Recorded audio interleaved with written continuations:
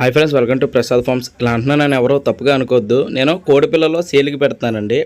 అయితే కోడి పిల్లలో నేను చాలా టాప్ క్వాలిటీ పెట్టలు తెచ్చి చాలా రేట్లలో పెట్టి తెచ్చి దింపుతున్నానండి. పిల్లలు నేనేంటంటే నా దగ్గర ఉన్న పిల్లలు నాలాంటి వాళ్ళకే తక్కువ రేటుకి ఇవ్వాలని చెప్పి నేను అనుకుంటున్నానండి. అందుకని చెప్పి సేల్కి పెడుతున్నాను. లేకపోతే నాకు సేల్స్ లేక కాదు, పిల్లలు ఎవరో కొనక కాదు.